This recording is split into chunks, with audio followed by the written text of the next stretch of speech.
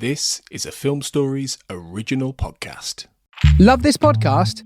Support this show through the Acast supporter feature. It's up to you how much you give, and there's no regular commitment. Just hit the link in the show description to support now. This episode is brought to you by Progressive Insurance. Do you ever find yourself playing the budgeting game? Well, with the Name Your Price tool from Progressive, you can find options that fit your budget and potentially lower your bills. Try it at Progressive.com. Progressive Casualty Insurance Company and Affiliates. Price and coverage match limited by state law. Not available in all states. I have a secret. I used to struggle with dull, saggy skin. Then I found Spoiled Child's E27 liquid collagen. This extra strength liquid formula, packed with type 1 and type 3 collagen, vitamin C, and hyaluronic acid, makes it so easy to visibly transform your skin and hair. No more chunky collagen powders, just a smooth, delicious liquid that can be blended with any drink. With over 100,000 five-star reviews, this liquid collagen is going viral for a reason. And with their Try Before You Buy offer, you could try your full-size product at home before buying. Take the quiz at spoiledchild.com/quiz. That's spoiledchild.com/quiz. My dad works in B2B marketing. He came by my school for career day and said he was a big ROAS man. Then he told everyone how much he loved calculating his return on ad spend. My friends still laugh at me to this day. Not everyone gets B2B, but with LinkedIn, you'll be able to reach people who do. Get a $100 credit on your next ad campaign. Go to linkedin.com/results to claim your credit. That's linkedin.com/results. Terms and conditions apply. LinkedIn, the place to be, to be.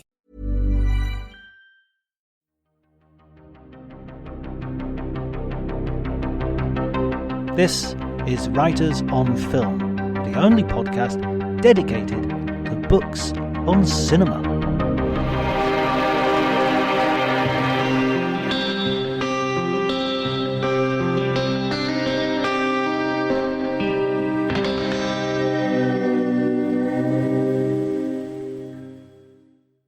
Hello everybody and welcome to Writers on Film. My name is John Bleasdale. I am a writer and film critic, and this is our 100th episode of the podcast. Cue sort of sound effects and Radio 1 style applause. Before we get started, I'd like to say some thank yous to a bunch of people. First of all, my family, Lydia, Alice and Rosaline, all of whom have had to put up with various inconveniences and absences in order to make this podcast possible. Lots of late dinners, for instance. They've been supportive, encouraging, and most importantly, they've taken the piss pretty constantly, never once allowing me to get above myself, which I think is an admirable trait in a family, what they are basically there for.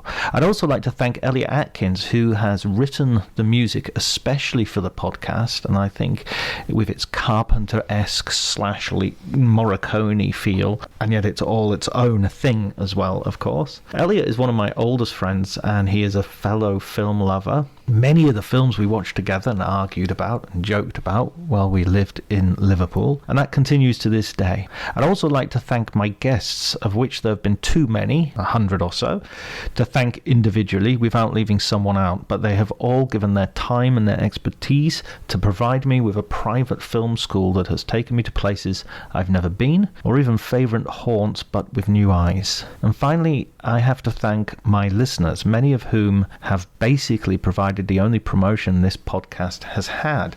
I've met some of you in person at various festivals and venues. Others I've talked to or messaged with outside of Twitter. You've always been amazing, a source of constant encouragement. I'd like to name in particular Andy and Joe English, Kai Ross, Jem Duduku, Christopher James, David Hughes, the cinematologists who have been very important in helping me out, Pamela Hutchinson, and many others. Please forgive me if I've omitted your name here, but it is only proof of how much support I've received over the last 2 years that listing everybody would just go on for over an hour, I'm sure.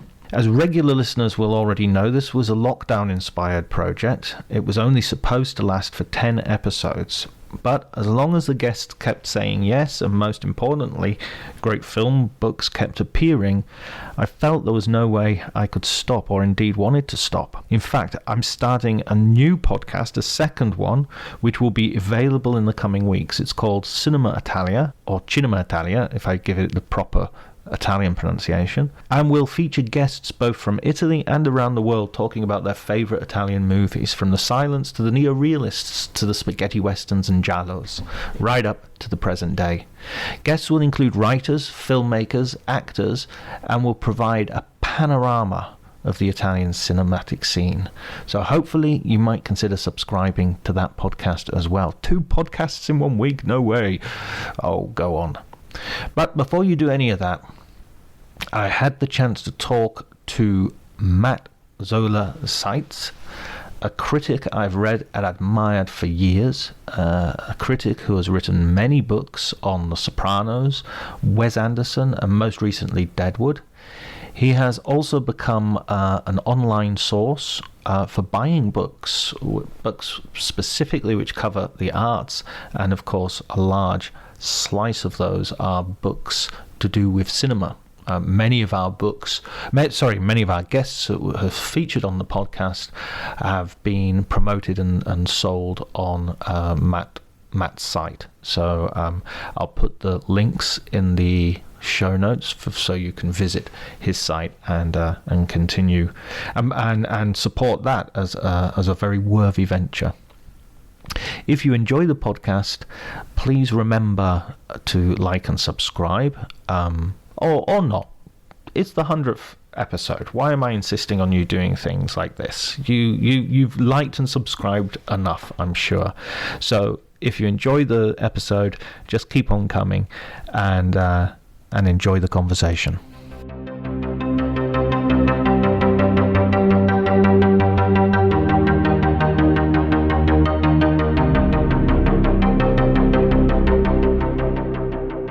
Well, I think the first movie that kind of burrowed itself deep into me was Close Encounters of the Third Kind. And I was 9 years old.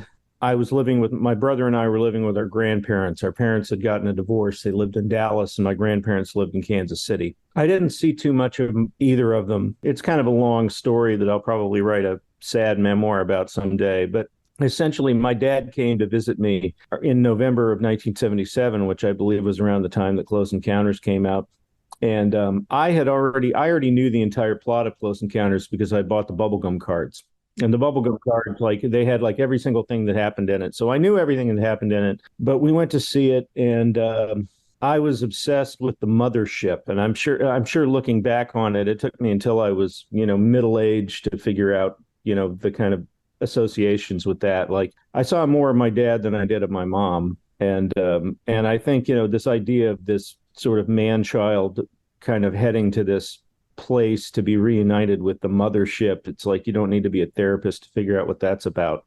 And I was a little kid, so of course I didn't think about movies in that way, but I'm sure that was a part of it. And it was really interesting because, the Fabelmans came out, and I understood my own obsession with Close Encounters in a completely new way as a result of the Fabelmans, when I found out that, there's a lot of stuff in the Fabelmans that is kind of a reference to things that happen in Close Encounters, including all the stuff with the train set. That movie is kind of an imaginative, I call it an act of imaginative empathy on the part of Spielberg, where he's trying to understand his mother needing to leave her family in order to be happy. And she wasn't happy with the family as much as she loved the family. She wasn't happy with them. Close Encounters, he kind of sort of puts the mother and the father together in the character of Roy Neary. It's sort of like Spielberg it's sort of I feel like it's him glomming together his own need to leave the family in Arizona to go off to Hollywood and seek this miraculous event, which turns out to be his own career. And his mother, who of course, did leave the family, just as the Fabelmans details. And it would be Close Encounters. There were other movies that I was really into prior to that, like the remake of King Kong with Jessica Lange, which I bought a Scholastic book about the making of it. That was the first making of book that I can ever remember reading. But it was Close Encounters. That was the one that really like got me right in the heart and in the mind. And that came out the same year as Star Wars. And I remember, of course, I was into Star Wars. I think you were legally not allowed to be disinterested in Star Wars at that time. But I remember even as a kid thinking that Star Wars didn't fuck me up in the way that Close Encounters did. Close Encounters was the first big Hollywood blockbuster, and it was a huge hit. It was one of the top films of the year, and it was on the cover of, I think, Newsweek. That was the first blockbuster that I remember feeling profoundly moved by, and I don't just mean in the sense of it gave me the feels, as the kids say, but also like I felt like something like my internal organs were being rearranged by having watched this movie. And I went back to see it several more times. But so that's my answer. I'm sorry it was so long. Keep them as long as you like. As epic as the film itself. No, I mean, I remember my encounter with Close Encounters. I don't think it was on the cinema screen. I think because I was maybe just a little bit too young for Close Encounters. Although I did see Star Wars that year as the very first film I ever saw at the cinema. Wow. How old were you?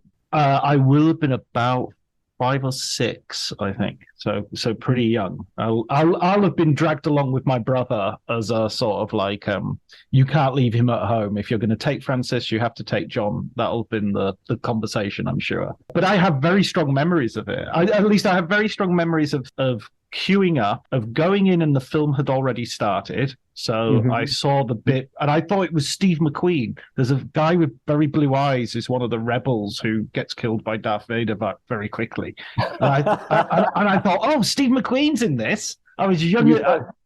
You thought, oh, they killed Steve McQueen. Yeah. in the very first scene. So I remember that, and I kind of after that, it's a mush of feeling. And I remember getting fish and chips on the way home. That was the whole, because it came to England in 1978. It was January 1978. Right. Yeah. That sounds right. Yeah. It's really, this is your 100th episode? Is that right? Yeah. That's quite a milestone. That's quite a milestone. And I wanted to, before we go any further, I wanted to congratulate you on that and say what an honor it is to be a guest on your 100th podcast, considering the luminaries that you have had on here in the past. It's really a very impressive enterprise that you've got here. Thank you so much, Matt. I really appreciate that. It's a really it's been a hell of a lot of fun. It's been a real privilege to talk to as you say, those luminaries, people I never dreamed I'd get an opportunity to talk to, and it's been a heck of an adventure, and long may it continue. Well, absolutely, and you've had a lot of people whose work I admire a great deal on here, and who are just interesting people, and Dana Stevens and Charles Bramesco, both of whom I've hosted events with. Dan Mirvish, the filmmaker Dan Mirvish, who I think is really interesting. Like, he's really like, I have a soft spot for any filmmaker whose movies go, who the hell is the audience for this? All of his films fit that description, and I mean that with love and respect. Like, he doesn't seem like he has one eye on the box office at all. And yet there's a lot of substance and a lot of feeling there, and like he's kind of doing it old school. Yeah, I love the fact that he's so into all aspects of the filmmaking process, from the very obviously the inception and the making itself, but also the promotion of it, and how excited he is when people get to see it. How many times have you had George Stevens Jr. on? Twice? 3 times? Twice. So what is the fascination with George Stevens Jr.? Well, initially it was he did this memoir, but I've been kind of from last year, from like February, I've been writing a book. From last February, sorry, I've been writing a biography of Terrence Malick. Mm-hmm. Yes. I've had this idea of sort of crossing the beams, to use a Ghostbusters analogy badly, of sort of trying to get people onto the podcast who would also be willing to talk about Terry and give me some insight into someone who is otherwise a fairly mysterious figure, as I'm sure you'll know. And so he has been very useful to me, sort of in that regard, and he has been very and his book, when I read it, is just so fascinating. He's I mean, this guy has met every president. He's talked to every huge heroes in film. I mean, I think he lived on the same street as like Bing Crosby and Stan Laurel and people like that. Just like legends who we don't even think about sort of who go to pick up the mail at the end of the street or pick up the newspaper off their lawns. And that's he's growing up in that sort of environment. So, and of course, as the founder of the AFI, arguably one of the most influential people in American film. Yeah, absolutely. Yeah, and kind of a bridge between eras of Hollywood. Yeah, exactly. So he's there with the 70s. He's there with people like David Lynch, is in the second year of the AFI Conservatory. And he's also there suggesting to his father that he should make Shane as a film. That's a pretty remarkable sort of stretch. I don't mean even further towards the present day in terms of, Barack Obama and I mean, he was producing The Thin Red Line as well. And you interviewed Michael Benson, who's the author of what might be one of the best making of books I've ever read in my life, the book about 2001: Space Odyssey, and that's a book where like I'm such an evangelist for that book that I think people cross the street when they see me coming because they know I'm going to talk about Michael Benson's 2001 book, and wow, and so much stuff in there that you didn't know before. I didn't know before, certainly. Well, I thought I am a huge fan of 2001. I would consider that's another film, even though I watched it on a sort of black and white portable television, was my first exposure to it. But that's a film I would consider one that absolutely changed my view of what was possible with cinema. And I think I'd read the Arthur C. Clarke's Lost Worlds of 2001, which was probably published relatively contemporary to the film coming out itself. And so reading Michael Benson's book, I thought, oh, I'll know this. I know all of this, surely. And I didn't know, as you say, I didn't know 90% of it. And it really changed the way I viewed the film afterwards. Yeah, the two of the biggest anecdotes for me in there were the fact that he originally wanted to show the alien or whatever the things were at the end of it, and he kept putting it off because he wanted it to be something that no one had ever seen before, and he couldn't get the special effects right, and also he ran into a conceptual problem, which is the human mind cannot conceive of something that does not exist, that has no connection to something that's already known. That's kind of a basic rule of creativity, and that's why no matter how unusual aliens are when you see them in the movies, they're always sort of reminiscent of things on Earth, like they're furry, they're scaly, they're amphibians, they're octopi or whatever. And in the end, he just decided not to show it. And then the other one is the monolith. I love the anecdote about the monolith that it was originally I think a trapezoid or a pyramid. And they built it, and Frankenstein and Sons was the name of the prop company. I'll never forget that. What a name. And Frankenstein and Sons builds this, they say, we can't build a lucite pyramid. It's going to be too heavy. It's going to be too difficult to transport. Will you consider making it some other shape? And they decided to go with this kind of domino shape, which looks like a door, which turns out to be perfect for the movie. And he said, well, I wanted it to be transparent. And they said, well, we can't really do it out of glass. You'll never be able to keep it clean. And there's also the risk of, if it shatters, it could hurt someone. So why don't we try lucite? And they make it out of lucite, and it weighs a ton, literally, and they put it on a flatbed truck and take it to Kubrick's studio, and they prop it up, and he looks at it through the viewfinder, and he says, it looks like a big bar of soap. Take it away. And his producer says, look, we went to all this time and expense and trouble to get this thing in here. Is there something else we can do to it? Can we maybe paint it a different color? And Kubrick's like, I don't know, screw it, paint it black, whatever. And then they bring it back onto the set, and he looks at it, and he's like, oh my God, that's it. And it's just such a lesson, because I think there's this misperception that filmmakers like him so quote unquote have everything planned down in advance, and no, they don't. There's as much serendipity in a control freaks movie as there is in somebody who wings it. One of my favorite stories from that book, I think, is in the reception of the film as well, where they have that disastrous New York premiere. And you could hear the banging of the seats as people are getting up to leave.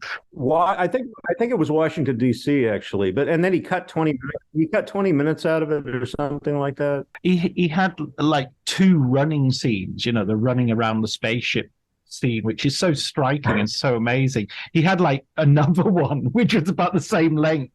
And people were like, after the first one, they were like, okay, we've seen this already. We don't need to see it again. Well, I also love that this is an example of a thing that I talk about a lot, which is that great movies find their audience eventually. Eventually, they find their audience. And in the case of 2001, it found its audience a lot faster than anyone would have thought. It got mixed reviews. Everybody was impressed with the look of it and the visual effects, but a lot of people thought it was too obscure, too pretentious, too boring, too slow, too this, too that. I don't think that they thought that what was going to make the film a hit would be hippies taking drugs and going to see it, but that's exactly what happened. In fact, my own dad told me about that. I think he took psilocybin and went to see 2001 with my mother. and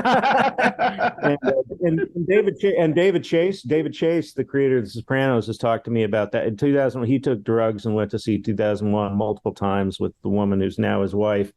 And there was a lot of mind expansion going on. And after the film had been out for a while, they put out a new poster and it said "The Ultimate Trip" on the poster, right? When that was why, because they were finding out that the real hardcore.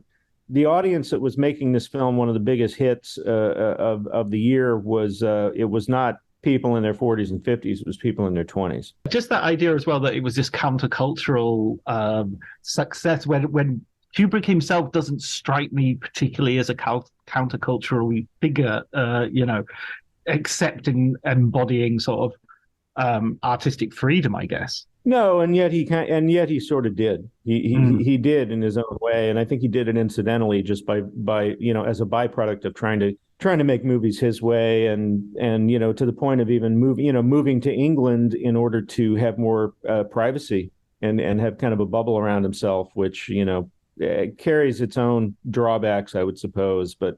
Yeah, I love those kinds of stories, and I love this. I love the process. I love talking about the process and the way that the process informs what we see on screen. And I think it's interesting, and I think the form of a film is as important as the content. And as I'm sure you know, I get cranky when I see criticism that doesn't talk about content, doesn't talk about filmmaking at all, where it's like, these are not just delivery devices for messages which you can then pronounce as acceptable or socially unacceptable and write an op-ed about it. I mean, a lot of film criticism now is basically it's editorials.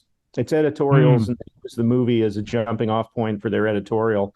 I'm a pretty left-wing guy, actually, and I'm certainly trying to be sensitive to all of that when I write, but there's more going on in art than the messages. And if it was only about the messages, you wouldn't need movies. You could just have the filmmaker could just send a PDF of the script to everyone. Like that's what it's about. And there's also the other related thing, which is that movies are a sensory experience, and they're about the effect of those images and the sounds and the music and the colors on you. And it's similar to, it's not just like, it is like reading a book, and it is like going to a play, but it's also like going to an art gallery or going to a concert and or a multimedia show or something, or a fireworks display. There's some movies that are basically fireworks displays. I would argue that probably half of the running time of any James Bond or Star Wars film is a fireworks display. A series of controlled explosions. That's right, and some fireworks displays are better done than others. I've been to some that were quite disappointing, and others that I couldn't even believe how awesome it was. No, I mean, I think that's true. I used to have an old professor, Brian Nellis, who once berated me for some piece of sort of undergraduate sort of left-wing judgmentalism, I guess, and he said, "No, Bleasdale, life is wider than argument." And I just thought that is so true. There is so much that, because argument, you have to narrow it down to make your point. A point is a very reduced thing. Yes. And life isn't made of points. Life is made of waves. No, that's absolutely right. That's absolutely right. And also, what are this substrain of criticism where it's about is the behavior of this character acceptable or unacceptable? Who cares? Who cares? What's important is, does the movie endorse it? If the movie endorses it, if they show somebody behaving in a completely abominable way and the movie seems to be reveling in it, well, yeah, then I think you have a problem. But if it's merely presented and you're supposed to have your own reaction to it, and I keep coming back to Scorsese, who I think virtually alone among big budget, serious adult filmmakers doesn't tell audiences how they're supposed to feel about things, and he gets it. I think one of the reasons Scorsese makes people so uncomfortable is he makes these movies about people who are, not all of them, the religious films, often the main characters are exemplary human beings, but the crime films, they're not. And one of the things that he shows you is that these guys, at least to the people in their circle, are exciting.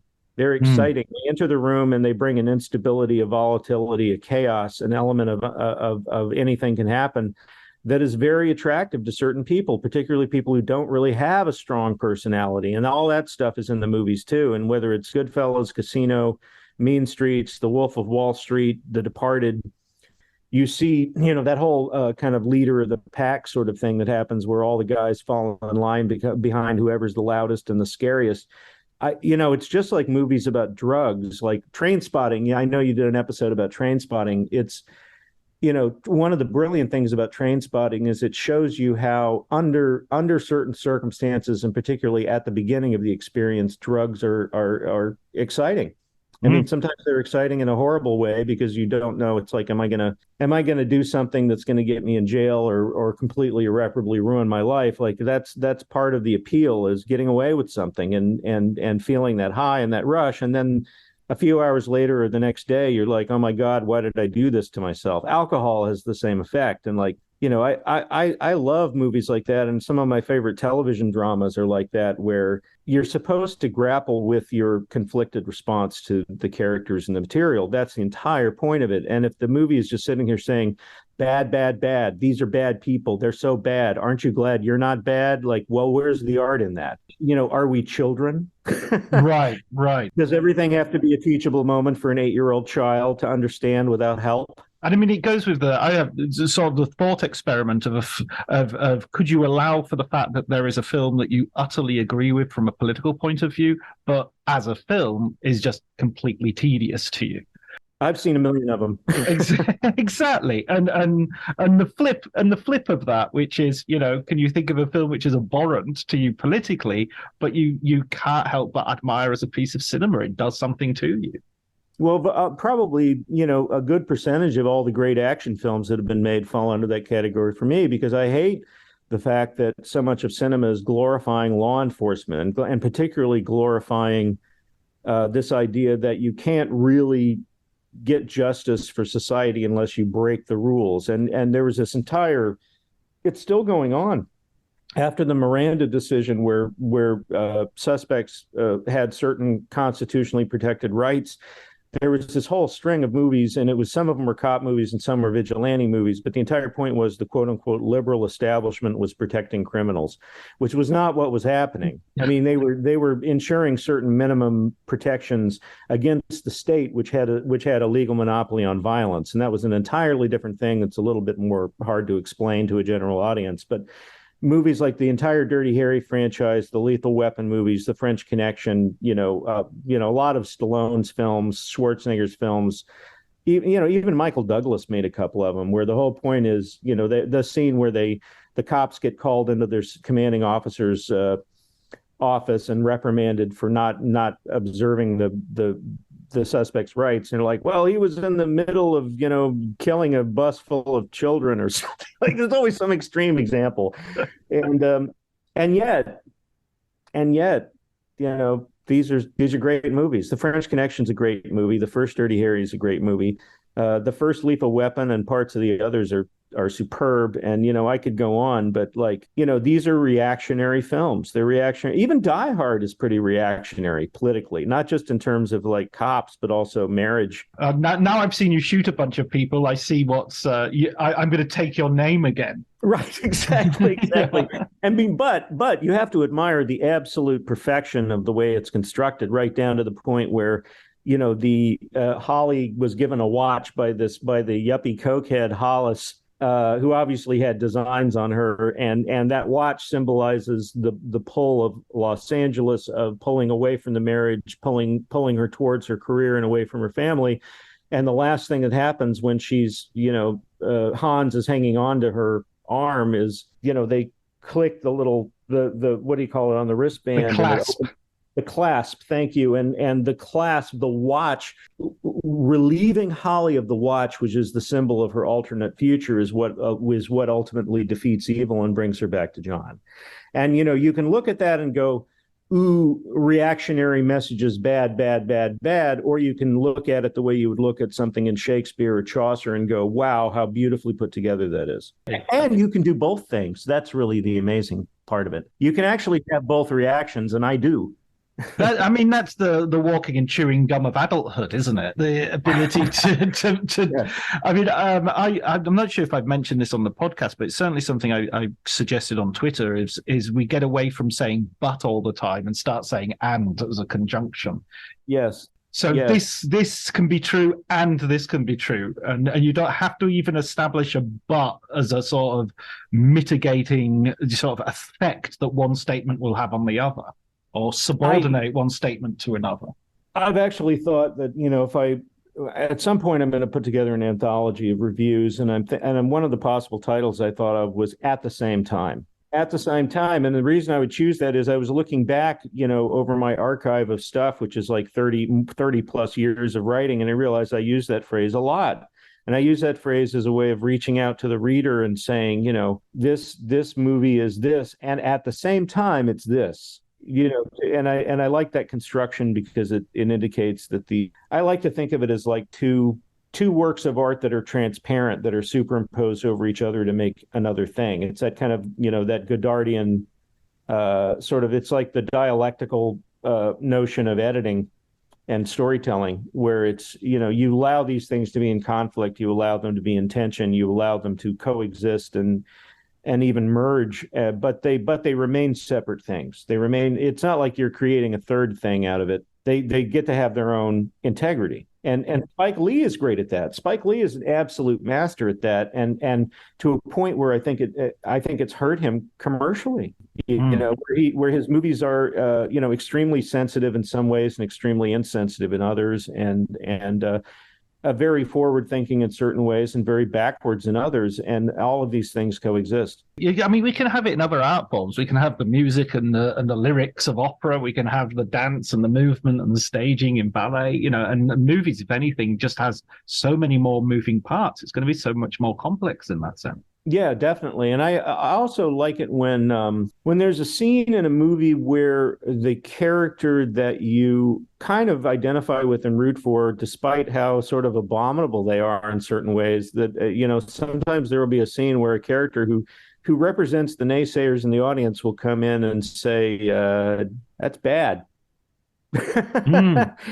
What you're doing is horrible. And you get to see the character kind of brush them off. And then I like, and those scenes, when they're badly done, they can sort of seem like the academic sort of predictable Sunday supplement sort of critic is coming in and chastising the hero. But when it's well done, it kind of throws it back into the audience's lap and says, we have acknowledged what a piece of crap this person is, and are you still rooting for them? And if the answer is yes, I remember Walter Chow making that point about Eddie Murphy's response to Nick Nolte in After Hours, where Nick Nolte tries to apologize for his racist language, and Eddie Murphy sort of says, not good enough, really. He's I'm not going to let you off the hook. I'm not just going to go, yep, that's fine.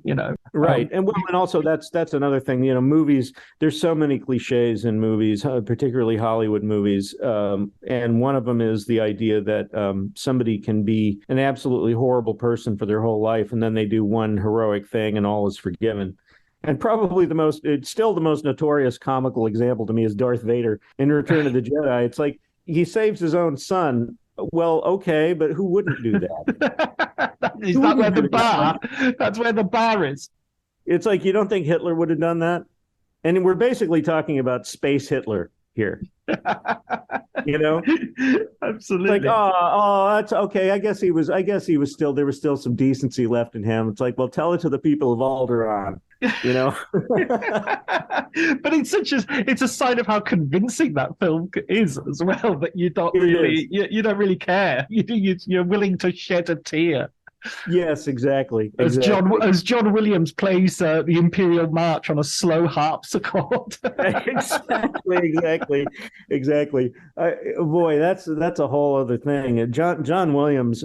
Gosh, what can you say about John Williams? He just had a birthday recently. What is he, like 80 now or 85? I think I think he's heading towards Clint Eastwood age, isn't he? He's what a machine, and I believe he's finally retired. I think I read that The Fabelmans was his last score, and but that's somebody who he has an identity as strong as any director. And I'll never forget, my son was about 10 or 11, and I said, well, you want to watch a movie tonight? And he said, yeah. And I said, what do you want to watch? And he said, I want to watch a John Williams movie. And I got confused for a second, and I said, a John Williams movie? What do you mean? And he said, like Star Wars or Harry Potter or Jaws, and I realized, oh my God, there are certain types of movies, these fantasy and action and genre films that have John Williams scores. And my son thought of those as John Williams movies. And they kind of are. I'd like to see an Ennio Morricone movie any day of the week. Well, yeah. And in fact, those are two composers, I would say, who have such strong personalities and are in such command of their craft that the music often fools me into thinking the movie's better than it is. Like, what was that movie by Giuseppe Tornatore, the movie with Monica Bellucci? Milena? Was it Milena? Milena, yeah. Right. Yeah. And that, I think that's kind of a terrible movie. I'm just going to say it. I mean, it's beautifully directed and everything about it is great, except the movie, I think, is really, really specious and kind of weak in a lot of ways. But that score, oh my God, that score. And I came out of it thinking thinking I'd seen something, and I realized it was just the score that did that. It's really kind of a mess. And I think there's been a few others that he scored that, like, I think The Untouchables is half the movie without that score. Like, if you'd had somebody like Dave, if Dave Grusin had done the score of The Untouchables, and I like him fine on other films, but we wouldn't be talking about it today. It's that oomph that he brought. He's got so many. I mean, like, could you have that long, drawn out sort of slow motion waiting at the central railway station without Ennio Morricone scoring it? It just feels, You can't. And I just watched The Good, the Bad, and the Ugly. It was on one of the cable stations a couple of nights ago, and I watched most of it, and it was chopped up for commercials, and it was pan and scan, and it was kind of miserable knowing what it actually looks and sounds like. And yet, there's that phrase again. I watched the whole thing. And yes. that final sequence that begins with Tuco running around in the cemetery looking for Art Stanton's gravestone, and Ennio Morricone's score hits this peak of hysteria, and it's that sequence is so beautiful, and there you talk about it, and yet or an at the same time, like, to me that's a sequence where, to me, what's going on, like, as a viewer, is I'm seeing you've just come out of that whole Civil War sequence, which is about the tremendous epic waste of human life that's going on all around these guys. Ryan Reynolds here for, I guess, my 100th Mint commercial. No, don't. I mean, honestly, when I started this, I thought I only have to do like 4 of these. I mean, it's unlimited premium wireless for $15 a month. How are there still people paying 2 or 3 times that much? I'm sorry, I shouldn't be victim blaming here. Give it a try at mintmobile.com/switch. Whenever you're ready. $45 upfront payment equivalent to $15 per month. New customers on first 3-month plan only. Taxes and fees extra. Speed slower above 40 gigabytes. See details. My dad works in B2B marketing. He came by my school for career day and said he was a big ROAS man. Then he told everyone how much he loved calculating his return on ad spend. My friends still laugh at me to this day. Not everyone gets B2B, but with LinkedIn, you'll be able to reach people who do. Get $100 credit on your next ad campaign. Go to linkedin.com/results to claim your credit. That's linkedin.com/results. Terms and conditions apply. LinkedIn, the place to be, to be. So we're looking for gold. And Tuco doesn't care about any of that. He just wants to find the gravestone where the gold is contained. But the scene is also kind of this, it's this lament for the sheer scale of the suffering. And the fact that you've got this guy who's really his only concern is money running around in there, like he's not thinking, oh, the humanity. But I feel like the movie is. Yes. The movie is in some strange way. Was it? I think Christopher Frayling said that Sergio Leone's movies are operas in which the arias are stared rather than sung. That's I love that phrase. Final sequence is totally that. I love that.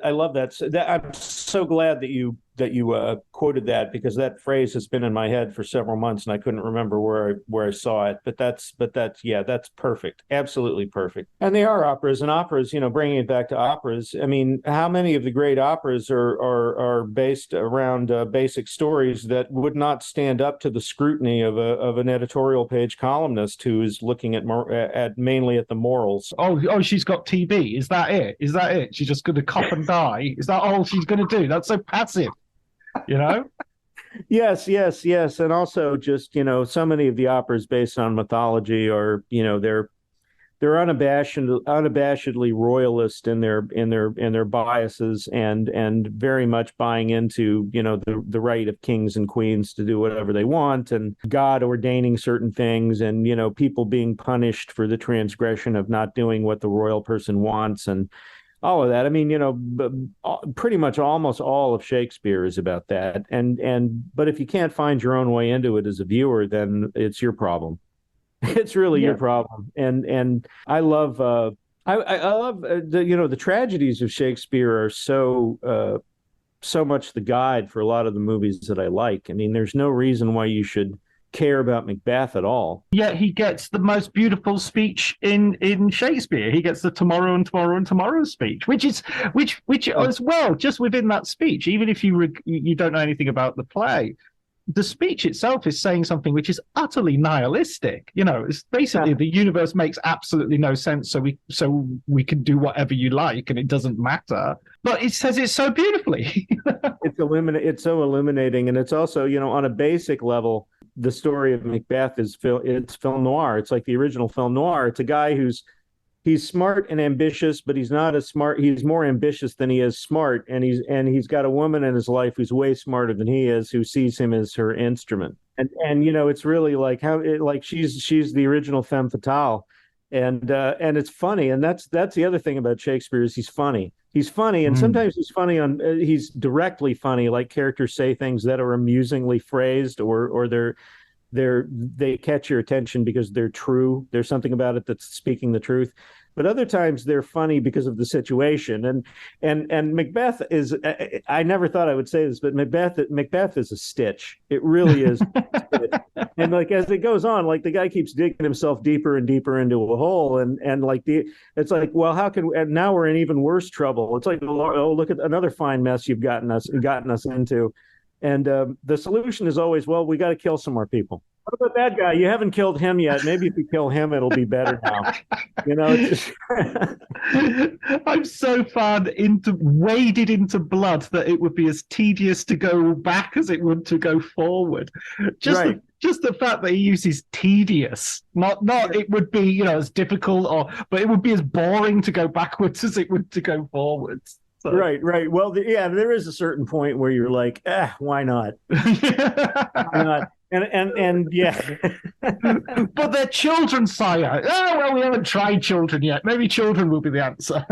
No, that's right. Let's see. What taboo haven't we broken yet? I mean, speaking of Shakespeare, one of the books that you wrote that I really loved reading was over COVID, I did a rewatch of The Sopranos with my daughter. I used it as an opportunity to sort of read your book chapter by chapter as we went through the episodes. There's a TV show that absolutely merits comparison with Shakespeare, I think. I don't think that's hyperbole.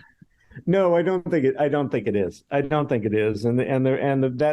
that marriage between Tony and Carmela is one of the great marriages of convenience, I guess, in some ways that you've ever seen. And it's so deep. It's so deep and so believable. And the way that they have made peace with each other's heinousness And I was speaking about scenes where a character kind of lays it on the line for you morally, and then you have to decide where you're going to go as a viewer. There's one of the great scenes in the history of television is the scene where Carmela goes to a different shrink, and he tells her essentially, look, here's the source of your unhappiness. You're married to a criminal. You're married to a murderous, thieving criminal. And all the money that allows you to live so comfortably is blood money, and you're unless you take your kids and leave this guy, you're never gonna be happy, and also you're a horrible person. Basically, he tells her you're a horrible person, and the only way to solve this is by removing the circumstances that make your behavior horrible. And she doesn't want to hear it. She doesn't want to hear it, and she stays with him, and that's very realistic. And I think what that show got better than probably any drama that's ever been on TV is how probably 99 out of 100 people, when faced with a situation like that, would do the convenient thing. And people on that show are constantly doing the convenient thing instead of the right thing. And that's why they tolerate Ralphie for as long as they do. And it gnaws at Tony. Like, Tony has just enough of a sort of buried, gnarled, misshapen conscience to know that this guy is the devil. But the devil is allowed to live among them. And they just sort of step around him and look the other way. And Gandolfini does some amazing work in all the scenes with Joe Pantoliano, where you can tell that Tony hates this guy. He hates the fact that he even draws breath. And the murder that he committed, all those guys kill people, but the murder he committed was an innocent person, a truly innocent person who reminded Tony of his own daughter. And for money's sake and for the job's sake, he looks the other way until finally he doesn't. And when he finally does get justice for Tracy or revenge against Ralphie, it's strongly suggested that perhaps the thing that Tony thinks he's guilty of, he maybe didn't even do. I mean, I have that argument with people a lot. It's like, did Ralphie burn down the stable? What do you think? Do you think he burned down the stable? Yeah, I don't think it matters really. I think it's yeah, I don't know. I don't remember having a really strong opinion either way on that. I just assumed that it was a straw, it was or even a straw man, in the sense that it was a motivation that just gave him enough reason to do what he needed to do anyway. Yeah, well, I think that. And I also think that, given what we know about The Sopranos, the idea of a guy who is guilty of so much being killed for something he didn't do seems very Sopranos to me. That's how I prefer to go. But I love that they don't come down on one side or the other. And in fact, David Chase himself was confused when Alan Sepinwall and I asked him about that plot line. It's like, did Ralphie burn down the stable? And at first he said, well, no. And then he corrected himself and said yes. And then I think he amended himself again. He was like, we told Ralphie that he didn't do it, but doesn't matter, as you say. It doesn't matter for purposes of what happens. It doesn't matter. Which is that conversation you have with David Chase at the end of the book. You talk about the ending. I think there's a long back and forth with you guys about the ending, because there's this real sense of, it just demands argument. We're demanding closure. We want something out of it that it's not giving us, but at the same time, that is a central point that he's trying to make. Well, and to me, I love about that final scene is that it flushes out the people who cannot stomach ambiguity. It flushes them out like pheasants from a bush, and they come forward demanding answers and demanding that the mystery be solved, and they cannot seem to sleep at night unless they feel that they know what happened. And a large part of The Sopranos is about not being able to find out what happened. And that's what happens when people get killed is that the people in the mob tell everyone who's still alive they're in witness protection. And it's a very interesting euphemism that they use. It's like, yeah, he's in witness protection now. He's actually at the bottom of a swamp, or he's like chopped up somewhere. But they say, yeah, he's in witness protection, or she went into witness protection. And everyone kind of knows what that meant, but they leave them a little bit of doubt. And sometimes characters on the show actually do go into witness protection. Just to muddy the waters even further. Yeah. But there's a lot of things in life that you're just never going to know. You just never know. And I told my daughter years and years ago, I don't remember what the original discussion was about. I said, I said, I like ambiguity in my art and certainty in my life. And she said, well, then you're truly fucked, Dad. Because it's going to be the other way round. Yeah, that's not how it works. I mean, I think it's also that thing of sort of knowing and knowing, but being able to not know that you know, if you know what I mean. It's sort of like now it seems to be the recent events in globally have been situations in which we've found out what we already know, and now we can't deny it anymore, you know?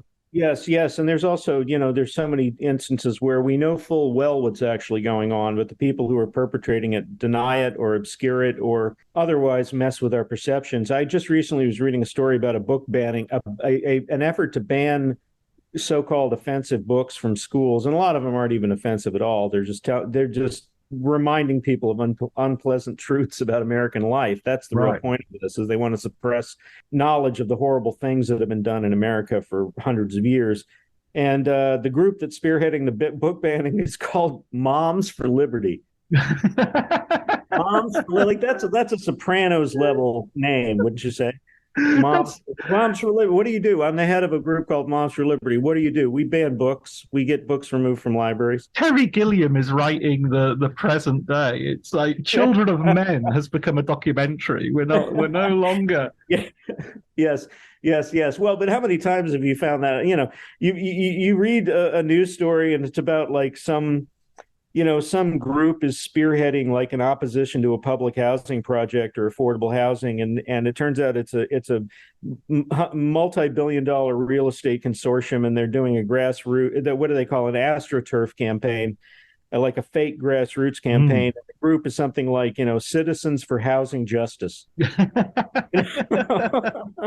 reminds me of because Sarah Huckabee Sanders is now relaxing child labor laws, and I just keep thinking of that scene in Zoolander where Magotu says, "I'm a little baby and I want to work. These politicians won't let me work." And it's just every time I see this, I think Zoolander did that because it was absurd and hilarious, and now we've actually got mainstream politicians pushing this as the future of like, let's get the children back to work. I live in Texas, which is one of the states in the U.S. that is what is called a right to work state. And right to work is another wonderful phrase, because right to work basically means right to fire. That's what that means. It's a right to fire state. It's a state with fewer worker protections, not more. So it's not that nobody really cares about somebody's right to work in the state of Texas. What they care about is the employer's right to fire. Exactly. Yes. And hire whoever they want and not have to observe, very many regulations. But it's incredible how language can be, even sometimes if it's like blindingly obvious language in its attempts to manipulate you, people still kind of fall for it on some level. Like a lot of the restrictions, the enabling of surveillance after 9/11 and the removal of a lot of basic privacy protections. The surveillance state as we know it was really created by this piece of legislation, which was named the USA Patriot Act. Brilliant name, brilliance in naming. Because now you can't even object to it without people saying, you're really against the USA Patriot Act? Really?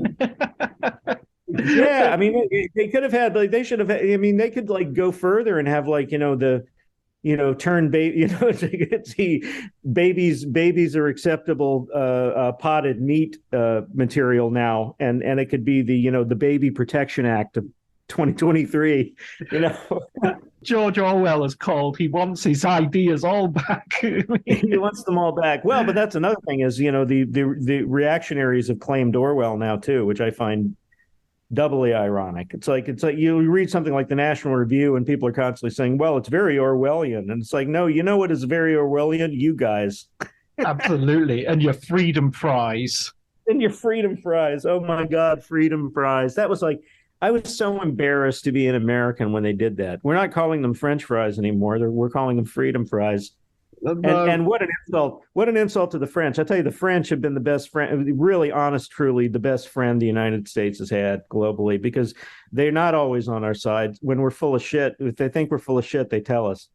That's a real friend. That's what, yeah, exactly. That's what where are you going with that shirt? That's the sort of person you want. Exactly. Yes. France is the ally that says, you're not really wearing that, are you? One of the reasons I wanted to talk to you as well, Matt, was you're looking at, you've got your enterprise of your bookshop as well. Tell me about the bookshop where you're actually, hosting some of my best guests' work. Yeah, I was looking at your list of guests, and it's like there's like 12 people whose books we've not only carried but aggressively promoted because they're great books. You should make a John Bleasdale Writers on Film corner. You know what? I wouldn't rule it out, actually. But mzs.press is the address, and it's an online bookstore. It's run by myself and my partner Judith Carter, and it's an arts bookstore. We call it the arts bookstore of the internet, and it's just books about the arts. It's film and television and music and visual art. We have a kids section. We have a section on disability. We have a section on the self. And a lot of other sections, and we're constantly expanding it. And it's new books, it's recent books, but it's also older titles. And I used to work, when I was in college, I had multiple jobs. And one of them was I worked at the college bookstore. And another one was I worked at the Southwest Film Archives. This was at Southern Methodist University in Dallas. And so I do have the mentality of, the nice way to say it would be an archivist, and the not nice way would be to say pack rat. And I have hundreds and hundreds of books myself that I've been traveling around with for decades. My children growing up basically felt like they were living in a bookstore because I had so many books. And the bookstore is kind of an extension of that. And I'm the sort of person who will tell people about a book, and then often I would loan them my copy, and sometimes I got it back and sometimes I didn't. But I always wanted to make sure that we have some big ticket items, so we have some rare signed books that are, hundreds of dollars and stuff. But most of the books, probably I would say 85 to 90% of it is used books. And we do that very intentionally because I want somebody who is in high school or college who's curious, who wants to get a book about some subject that interests them, to not have to feel like they got robbed, So we have stuff that's like it's a few dollars. We have a whole section of under $20 books, and but I love it.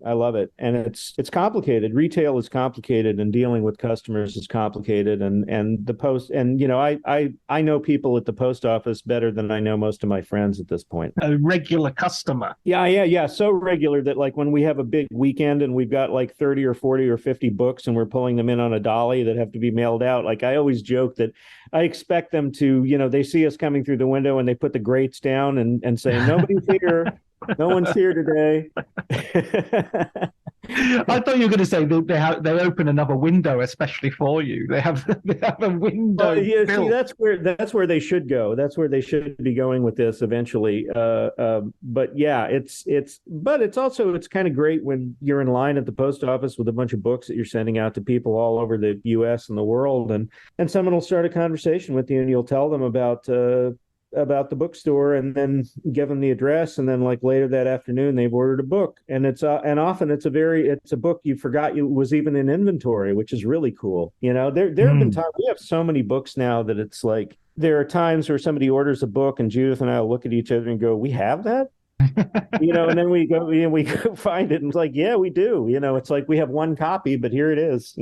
Next to the Ark of the Covenant and the sled with Rosebud written on it. That's exactly it. That's exactly it. Yeah. No, but it's kind of getting people to. I want to try to get people out of their comfort zone, and I'm not. I'm trying to split the difference between, like, I don't want to go too far. I don't want to be one of those, like, I try not to come at it from the position of, I can't believe you haven't seen this already, or I can't believe you don't know about this book, because that to me seems very aggressive and off-putting and kind of crappy to do to people. Like, I don't like that response on social media. It's like, I just watched Bonnie and Clyde for the first time, and there's somebody in the response going, what took you so long? Yeah. It's like, why do you want to turn a good thing into a bad thing? Why would you say something like that? Like, a better answer is, and what did you think of it? Yeah. Or even, I wish I could watch that for the first time. Exactly. How does it play now? Because when I watched it, it was the 1980s, so it played different to how I'm sure it plays today. Yeah, I would think so. And and also the thing is, like, we as buffs of one type or another, we tend to get locked into our little pea brains, and we think that the world of art that we inhabit is the world that everyone else inhabits. And there are people out there who don't know who Spielberg is. Oh, absolutely. They don't know who George Lucas. I mean, some of the most popular directors of all time, there are people who don't know who Alfred Hitchcock is. They don't know who John Ford is. And why would they? They're working 60 hours a week. Yeah. They're working 60 hours a week, and arts education in this country has been pretty much destroyed during my lifetime. And that's another reason for having this bookstore, is to kind of try to reintroduce people to kind of a common language of culture, and think about it like, instead of an algorithm, we have, I always say, like, we should have like what you call a book concierge or something, because that's what bookstores used to be. Bookstores and movie theaters and video stores too, where, I used to love going to the video store, and I would rent a particular movie, and the person behind the desk was often a movie buff. Why wouldn't, what kind of person would work at a video store if they didn't love movies? They were all movie buffs of one kind or another. And they would say, oh, if you like this, have you seen this Japanese film that has the same plot? And I'd say no. And they're like, well, we have it over there, and I'll go rent it. And now I'm a fan of that director. So absolutely, so many consequential sort of decisions I've made, and turns I've made, because of a librarian or someone in a bookshop. I remember someone just suggesting I read what was the book? Because I was always a huge science fiction fan, and they went, "Oh, you'll like this," and gave me One Flew Over the Cuckoo's Nest. And I thought, this isn't science fiction. Why would I possibly like this? And I read it and just thought, oh my God, what am I doing reading science fiction? I should be reading this kind of thing. And it was just, it's just an old lady in a bookshop saying, time for you to move on to something like this. And it was perfect. And there's also the joy of just stumbling upon something by yourself. Mm. And what I used to do, and I still do it, is in bookstores, I will be in a section. I'll spend some time in a section, and I'll just randomly pull books and look at them and read the back summary, and if the summary seems interesting, I'll open it up to the first page and start reading. And if I'm still reading after 10 pages, I buy the book.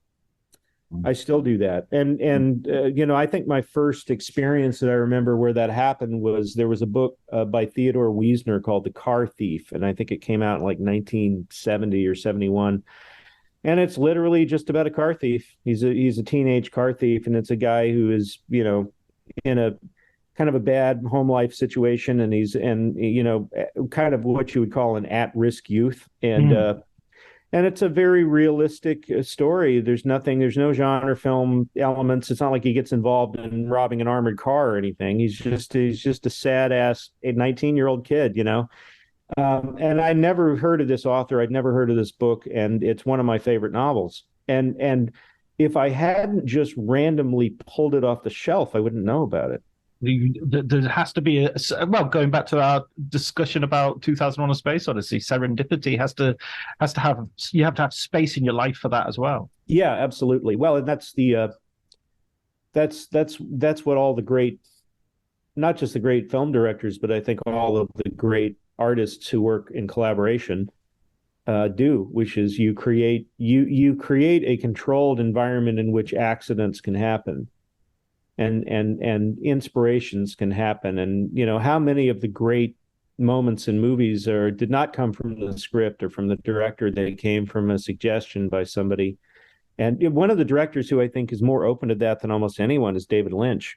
I love the fact that the actor who played Bob on Twin Peaks was not even an actor, and he saw him like behind a piece of furniture and was like, that guy's face is really unnerving, and he ends up casting him. He ends up creating a character and casting him, and that's a sign of that's a truly healthy ego, to be able to do something like that, where you're not threatened by someone else's idea, just because it's not your idea. There are a lot of directors who would never do something like that, and there are a lot of directors who don't even want anybody below the line to talk to them. They're very, very against anybody else having a say.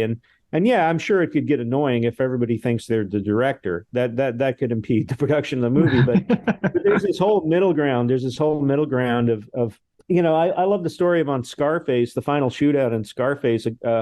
one of the low angle shots of the goons racing to kill Tony Montana, that came about because Spielberg visited the set that day, and he's like, you should put a camera on the floor here. You might get a really interesting angle. And De Palma's like, thanks, Steven Spielberg. And he did it. He wasn't like, get off my set. Stop telling me how to direct,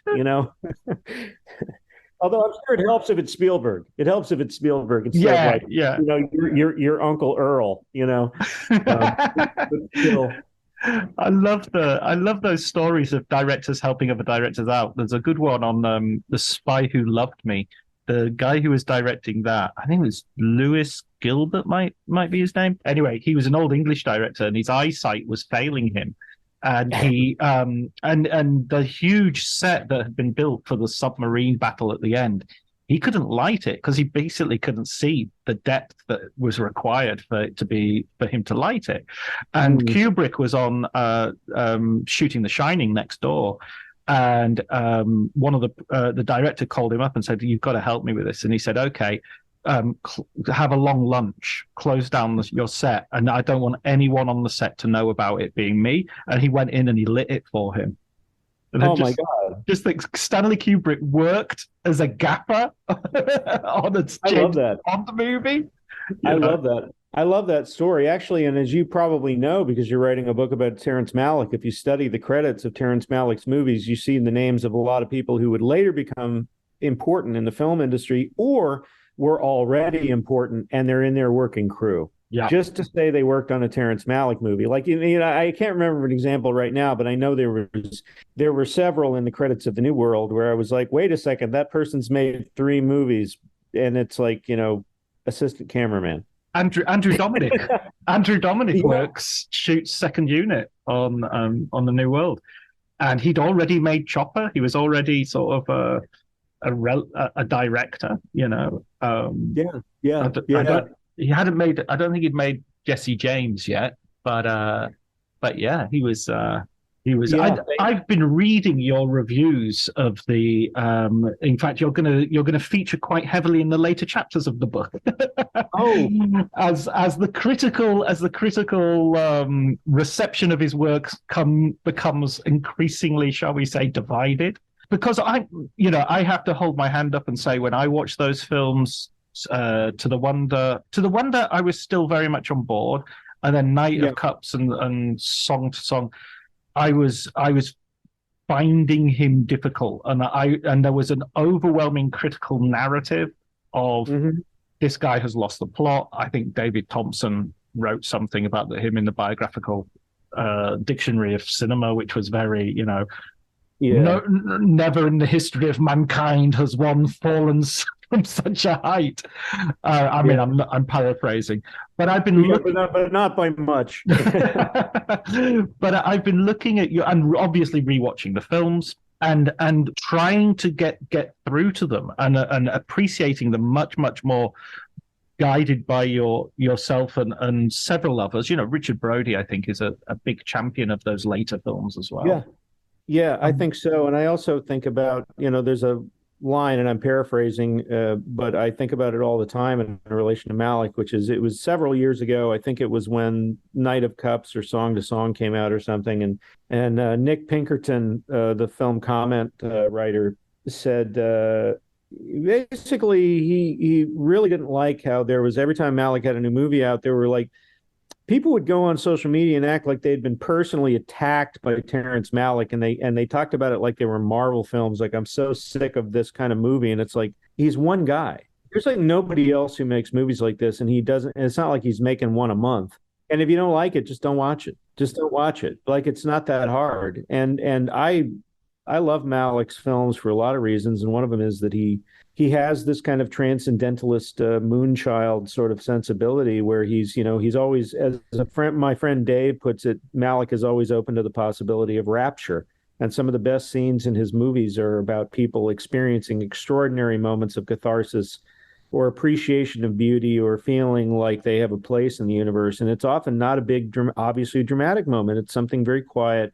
And, people looking at the ocean, looking at the sun, looking at plants, looking at animals and things. And, Malick is, among his other reasons to love Malick is how many major directors even notice nature anymore. I mean, really notice nature. I don't mean you park the camera, there's some mountains and you park the camera and get a shot of the mountains. I don't mean that. I'm talking about like the way Malick will cut to an insect on a blade of grass or a butterfly or a deer in the meadow or something. And sometimes he'll give you like a sequence of shots that show flora and fauna before he'll get into the human action. And it's a way of sort of humbling us a little bit, you know.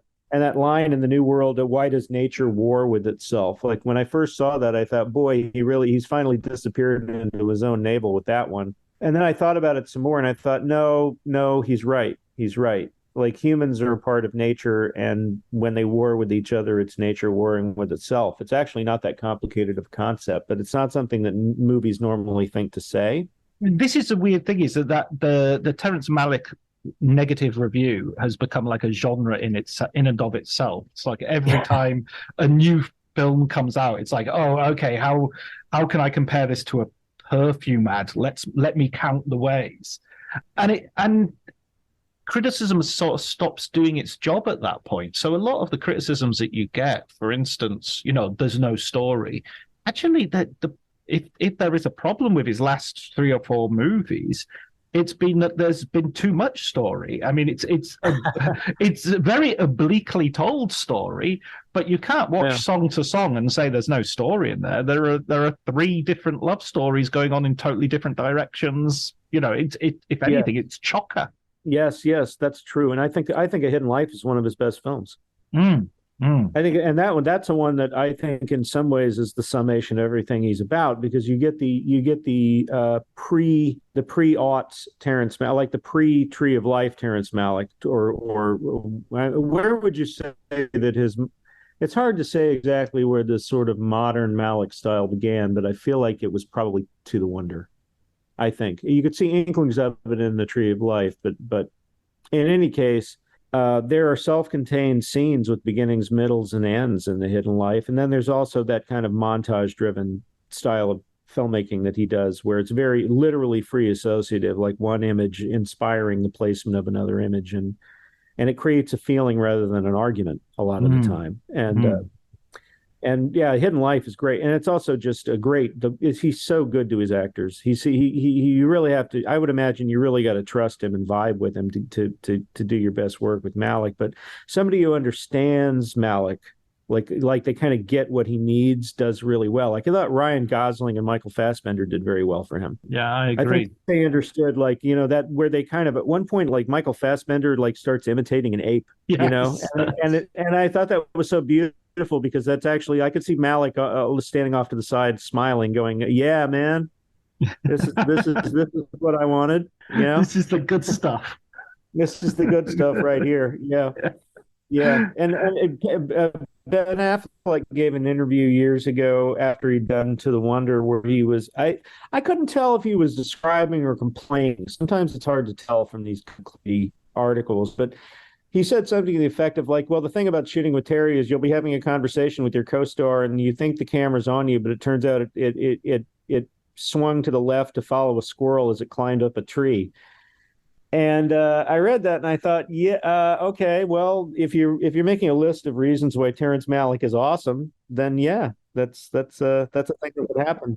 Like, who else would do that? I mean, it is like the dog in that Pixar movie is like squirrel. You know, like there is a little bit of that. Well, let me just ask you one last question, Matt.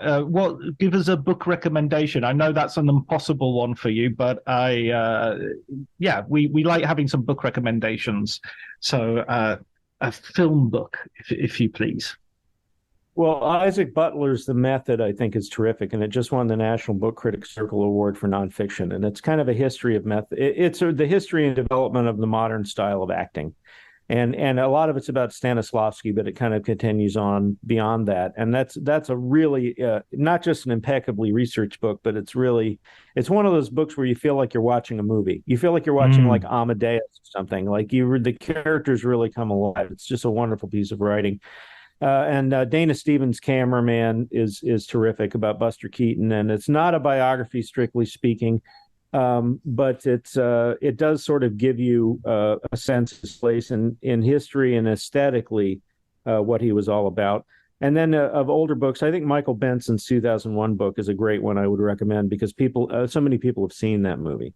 And so, you're not asking people to read a book about a movie they haven't seen. And the anecdotes and lessons that are included in that book can apply to almost any movie that you can think of, including things that have nothing to do with science fiction. It's a great insight into the filmmaking process, and it's in paperback and you can pick it up used. So excellent. Those are three to start with. Superb. Thank you so much, Matt. I really appreciate it. Absolutely. And it was an honor to be on this momentous podcast. Thank you for asking me.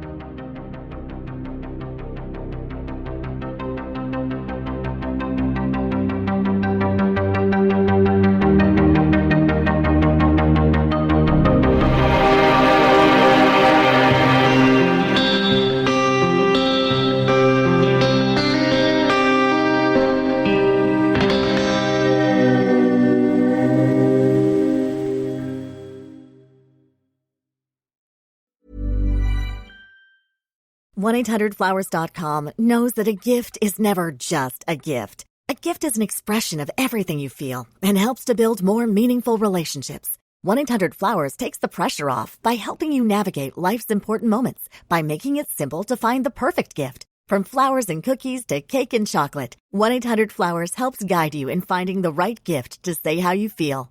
To learn more, visit 1-800-Flowers.com/ACAST. That's 1-800-Flowers.com/ACAST. Hey, it's Mark Maron from WTF here to let you know that this podcast is brought to you by Progressive Insurance. And I'm sure the reason you're listening to this podcast right now is because you chose it. Well, choose Progressive's Name Your Price tool, and you could find insurance options that fit your budget, so you can pick the best one for your situation. Who doesn't like choice?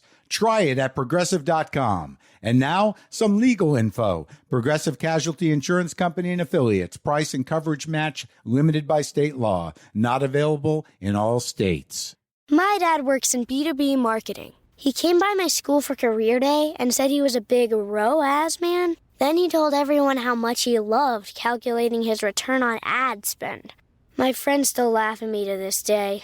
Not everyone gets B2B, but with LinkedIn, you'll be able to reach people who do. Get a $100 credit on your next ad campaign. Go to linkedin.com/results to claim your credit. That's linkedin.com/results. Terms and conditions apply. LinkedIn, the place to be, to be.